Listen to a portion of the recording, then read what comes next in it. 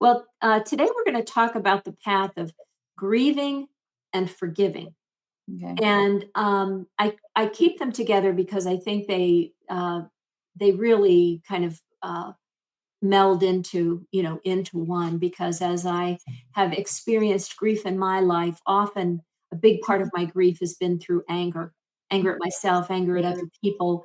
And then when I really start to peel that away, I realize that there's unforgiveness on my part, and that's what's keeping me stuck, keeping me in a lot of pain. So Mhm. in this video, we're going to talk about grieving and forgiving. Oh, big topics, huh? You ready to give Good it a topic. go? Yes, yes. Okay. Well, let me just say that as I've looked up definitions of grieving and so forth, and I think this really applies to abortion healing. Grieving is the process of dealing with the pain, confusion, and change that Mm, comes with loss. It's not just about crying or being sad. right. It's a deeply personal journey that can hit you in waves, in unexpected moments, or even in ways you don't recognize. Mm, so true. And so I wanted to ask you, what are some of the ways that you see now you were grieving, even if you didn't recognize it back then? Grieving and you might refresh the viewers with a little bit about your abortion history or experience.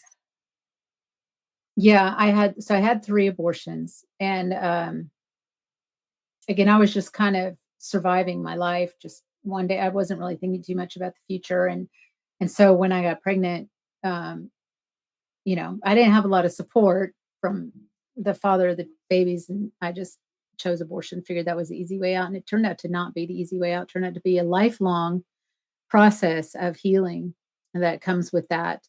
Um, and everybody grieves so differently. I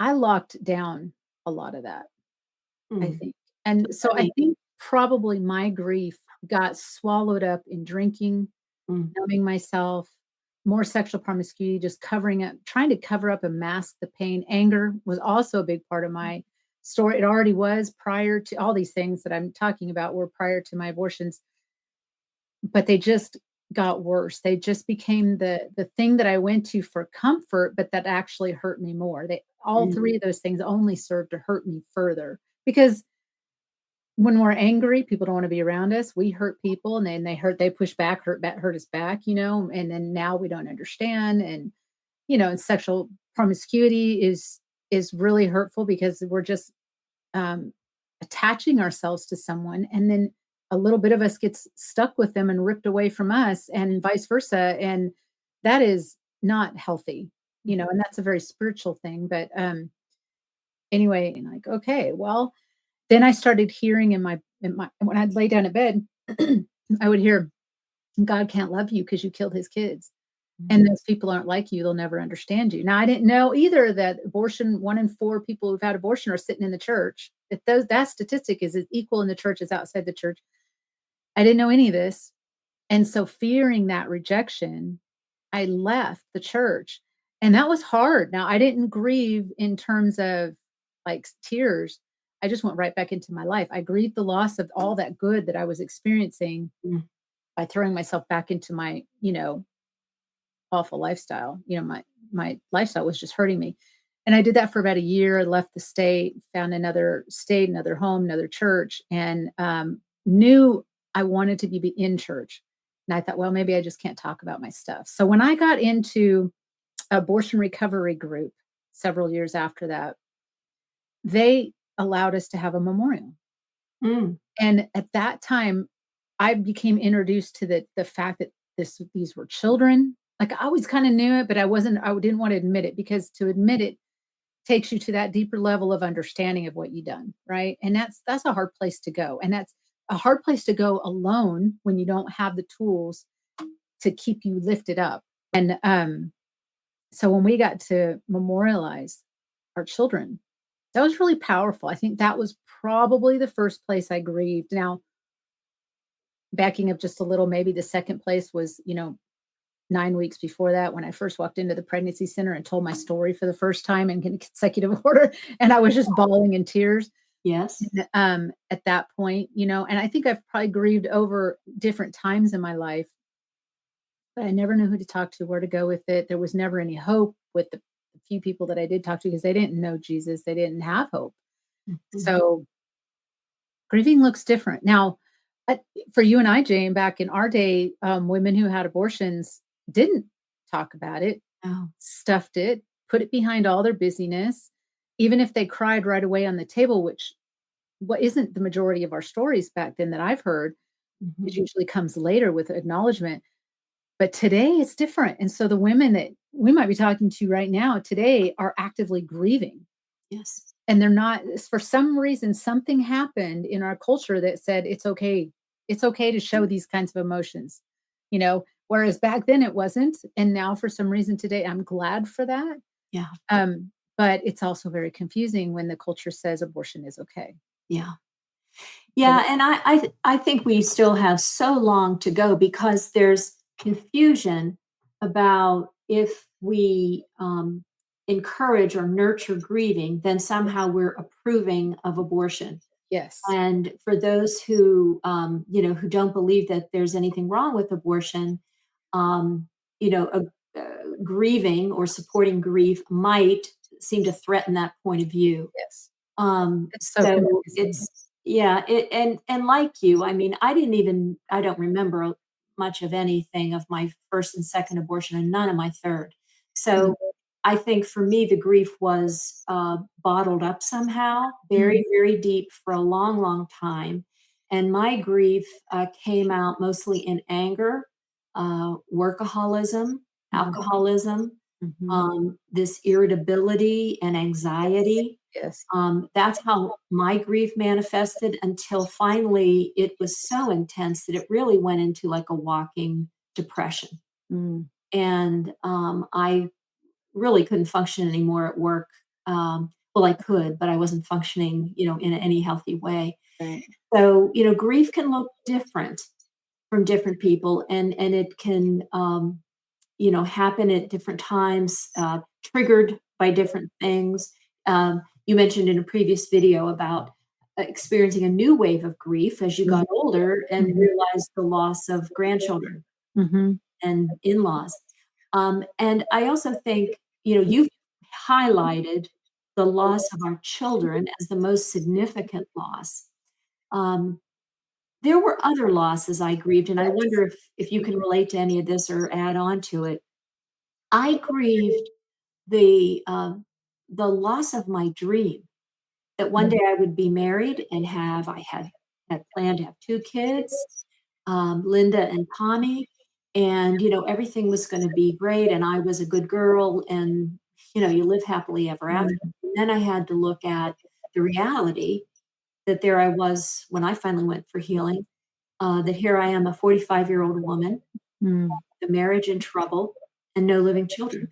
mm, There was the grieving of the loss of my innocence, mm. uh, Yes. grieving, the relationships, the men that I had hurt, Yes. taking my anger out on them. So there were lots of losses. Can you relate to any of that? I can, and they didn't all come as a result of my abortion. Like, I had the loss of my innocence, but back when I was a child, I had an older man inappropriately touch me, and I Mm, didn't know what to do with that. And it wasn't till I got older that I actually grieved that loss. And it wasn't attached to my abortion, but that was certainly the thing that put me on the road to abortion, one of the things, because mhm, that affected me in such deep ways that I just, as an 8-year-old girl, how do you handle that, right? right. But with abortion, I grieve the loss of Mm, motherhood where I was planning and expecting it, mm, you know, because even my daughter, I wasn't married at the time that I got pregnant with her. She knows my story, but I wasn't it wasn't like, I mean, I love her, but it wasn't like I was looking expectantly to get pregnant with her, you mm, know? sure. And, I oddly, I grieved that. Mm, I grieved that joy that I never could have that experience with somebody where you're like, "Yeah, we're getting ready to have a baby," because my pregnancy with her was so tumultuous with her with her dad, her mhm, biological father. It was just awful. It was an awful relationship. And so it was very toxic on both of our ends and very unhealthy. And of course, you got the pregnancy hormones and it was a mess. mm, I mean, when she came, it was such a relief and joy to see her, mhm, but it came out of a lot of pain, came out a lot of, mhm, unhealthy, stuff. So I grieved the loss of just love. All my life, I was looking for love, and that was the other thing that put me on this road because oh, bless. I assumed that love was wrapped up in sex. Mhm. In Yeah, sex, you get yeah, love, and it wasn't, and it never attention. seemed to work for me. Why is it working for my girlfriends if it would? But it was Yeah, so much more than that. But I thought that's what it was, and so I give what I get. And so after my abortions, I grieve the loss of the fact that I'll never be loved because who mhm, does this to their children was the question that I mhm, asked, and I thought to myself, if I do this, I must be trash. That's how I viewed myself, and mhm, so I had to grieve the loss of true love. I ended up finding that in my husband, but I mean, that was a complete gift and a result from, you know, God, walking with God, but I had to grieve that for a while, and I didn't sit there and bawl and have tears in my eyes. Again, I grieved that by numbing my life and, trying to, doing what I needed to do responsibly wise and then doing everything I shouldn't be doing otherwise, mhm. Yeah, to, keep me from thinking about those things, to keep me from those silent moments at night or sitting in my house or whatever that was. I didn't want to hear, I didn't want to deal what was in my heart. yeah. I grieved the loss that and how do I put this in words? And not the good girl, it was never the good girl, but I can see how that would be a real loss of, identity. Um, but of just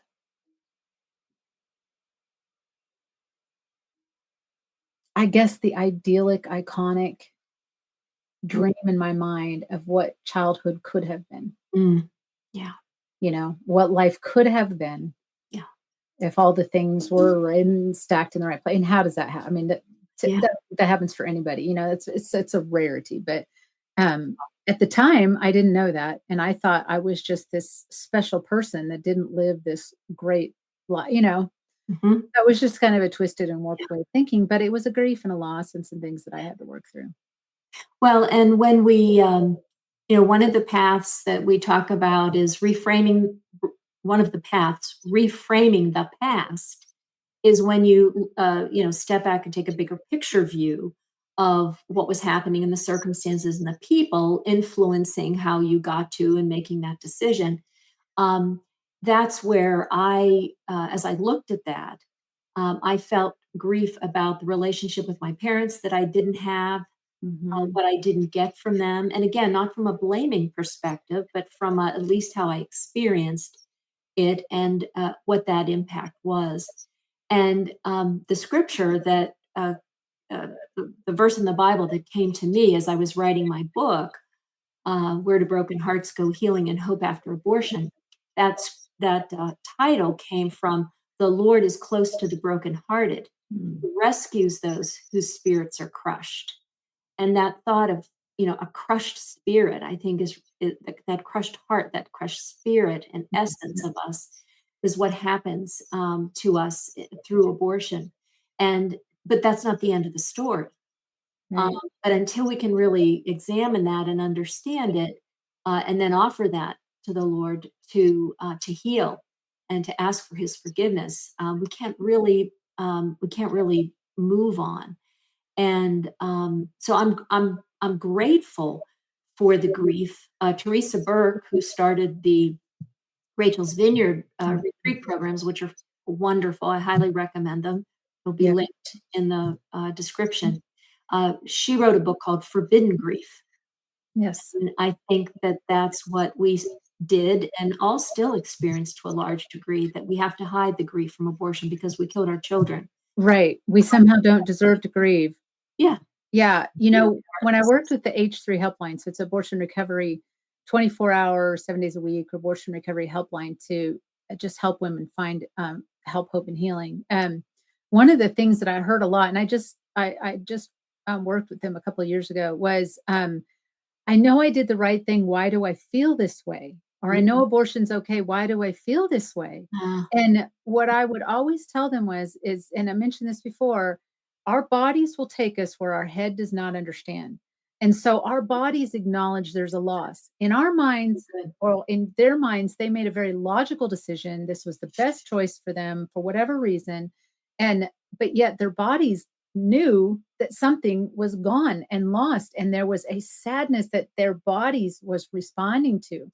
And And that's I would always tell them, press into the grief, because that forbidden grief is so real. If we don't, and that's what I didn't allow myself to properly handle what was really going on inside of me. I covered it up, and it comes out then in other things, because anger and bitterness, and some people have eating disorders, the sexual promiscuity, or the frigidity of never opening up to intimacy again, the lack of trust that you can have in people because somebody said, it gave you all these promises and then ripped them all away when they said, "Sorry, we don't want that baby. I don't want that baby. You're going to have to, you're going to deal with it, or you get rid of it."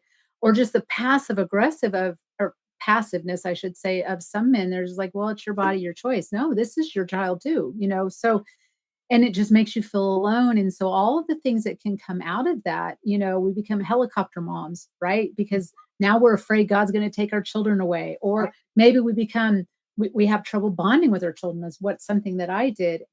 If we don't deal with, let the grief have its way. That Mhm. doesn't mean that we run around crying on everybody and telling everybody our stuff. Obviously, some of us want to. Some of us are verbal processors, and we want to get it out. We want to hear it.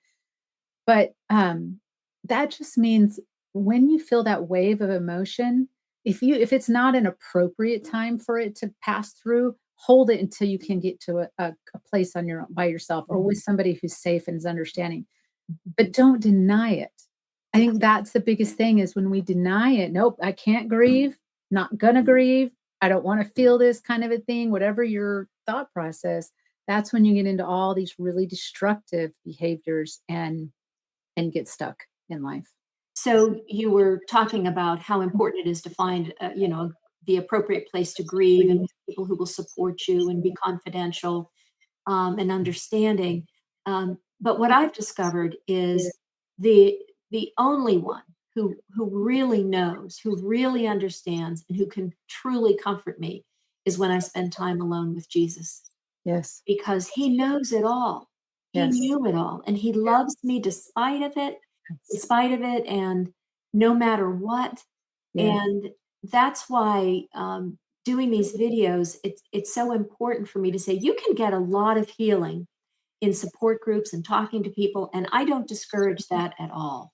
And there are, non-faith-based abortion healing groups that will really help you. So I don't, discourage that. My experience is, and I know it's yours and many other women, is that for complete and full healing, Yes. you need the hope and the promise from Yes. Jesus.